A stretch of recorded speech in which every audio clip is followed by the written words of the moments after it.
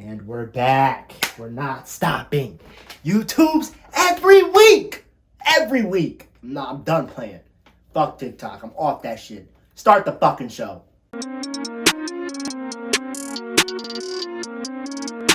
You're watching Anime Sundays.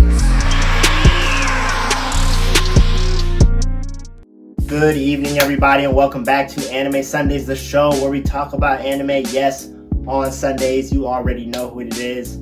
I am your host, Jared Ross. Like I said, we're getting back to the YouTube grind. My boy Shoulder Showdown really made it clear the mission.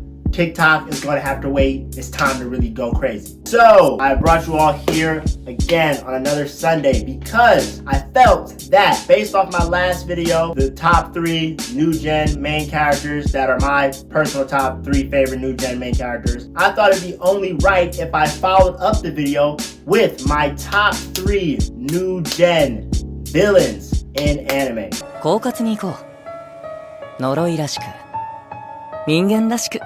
So again, I'm borrowing the same rules I did from the last video. Of course, inspired by my boy Shonen Showdown.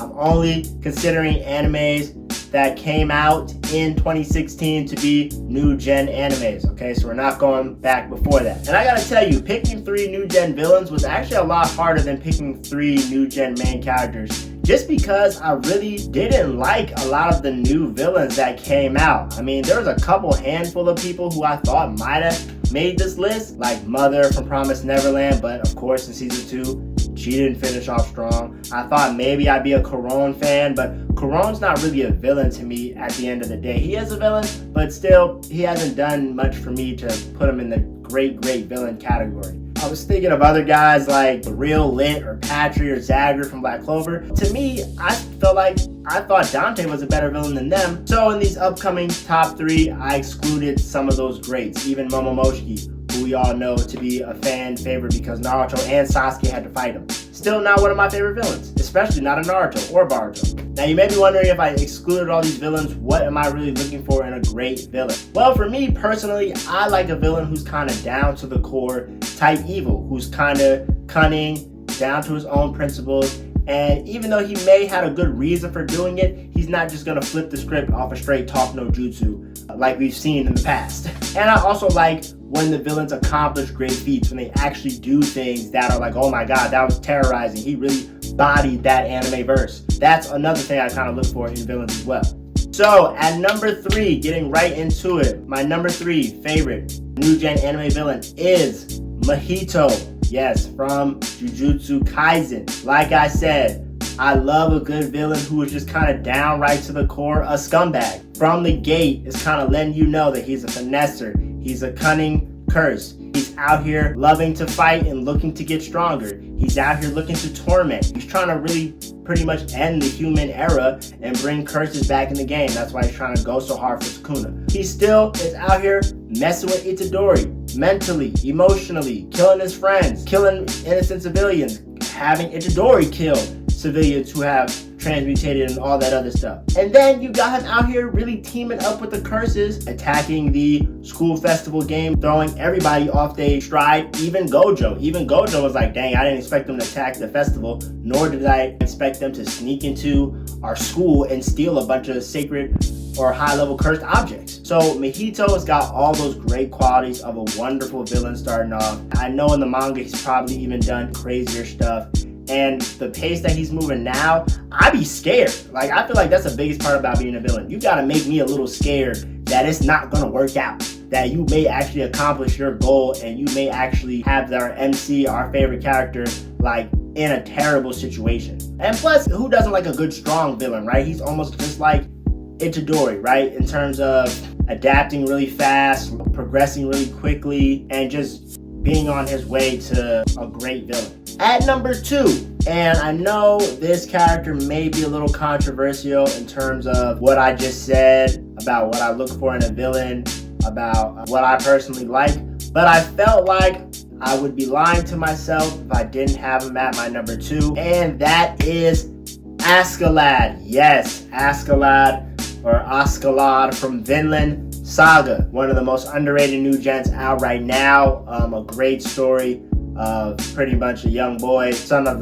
one of the strongest Vikings out. He got murked by the person I just mentioned, Askeladd, and then he pretty much boards this man's ship, follows him around for years, plotting to kill him, trying to set up a match for him to avenge his father. And in doing so, he pretty much becomes like the mentee of the person who killed his father. I know it's kind of like a trippy reverse card on the normal MC life, but that's also what makes Vinland Saga so good. Now, the reason I have Askeladd at number 2 is because even though some people may think, oh, Askeladd's not a villain, he really took care of Thorfinn, really put him on, got him stronger, got his mind right for the world, I still think he's a villain, right? He had his men out here raping and pillaging, burning down villages. He was a pirate. He stole, he murdered for hire. He wasn't a good guy in that sense. Even when it came to killing Thors, he took Thorfinn hostage, or he had one of his crewmates take Thorfinn hostage so that he could win the duel. So I do consider Askeladd a villain. He's just such a revolutionary type villain. You never really met a villain who was pretty much helping the MC out the whole time, putting him on, getting him stronger, but then also finessing him, using him to defeat different enemies and clear out different terrains to get the bounties that they want. So it's like a love-hate relationship, but you never really know if Askeladd really loves Thorfinn or not. And so I think Askeladd's character in general is just deep as hell. And I think as a villain, even killing the king at the end to make sure he didn't invade his hometown and get to his people where he was somewhat royalty, I think it's just a lot of big chess moves, part of his goal to live well. I also think as part of being a villain, you need to have that intelligence. And I think what I like the most about his antagonist role towards Thorfinn specifically is how for some reason Thorfinn could still never beat Askeladd, even though he pretty much beat Thorkell, beat everybody else Askeladd sent to him. He still couldn't beat Askeladd because he couldn't beat him mentally. Even though Thorfinn had all these deep emotions, all this deep hate, it still wasn't enough to rise up and get that vengeance that he really wanted. And I think that's all a part of Askeladd's scheme to keep Thorfinn around and use him to help do a lot of the stuff that he needed done. So I know a lot of people are going to have a little controversy with that. Is Askeladd really a villain? Is he really an evil guy, or is he just a villain towards Thorfinn? To me, I think he's a villain, and I think his character is really deep. There's a lot of big brain writing in there, and I think he has earned my number 2 spot, even though we've only seen him in one season. Now, at number 1, and I know the fans of this anime are gonna have a little something to say about this because they're probably not expecting the person I am going to pick. I have All For One. All For One to me is really the epitome of a perfect villain. He is the big bad wolf. Only the hero could really stop him. If you really look back at it, All For One has been terrorizing One For All users since the first One For All user. Killed Nana Shimura, then adopted Nana Shimura's grandson and took him in and made him the head of the League of Villains just to pretty much fuck with All Might. Almost killed All Might in his prime. Then almost killed All Might again in front of the entire world to try to make the largest statement ever that heroes ain't shit and your symbol of peace is done up.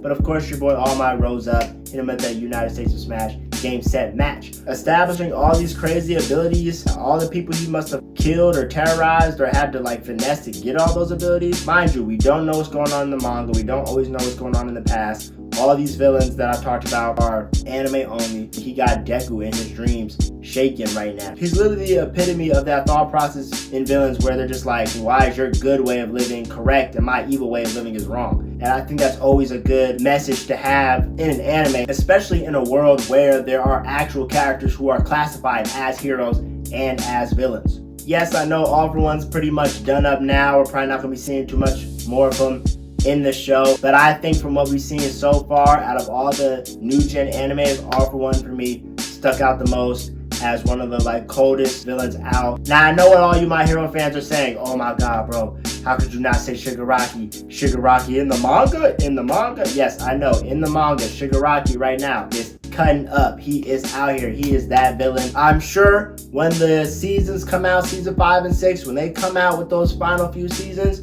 I think Shigaraki will replace All For One, no problem, 100%. But since I am an anime only watcher, I am giving my first spot to All For One. Now, if you want to know my greatest anime villain of all time, I know at number 1 I have Madara, and I know I really do actually like Akainu as a villain. He's one of my favorites. Actually, Blackbeard probably, if I had to pick one. Probably like Blackbeard, Akainu, Madara, if I had to pick a few. So yeah, thank you for tuning in to another anime debate. Like I said, we're going to be going hard with these YouTube debates. Not messing around anymore. Gotta bring this good content in. And yeah, hope to see y'all next Sunday.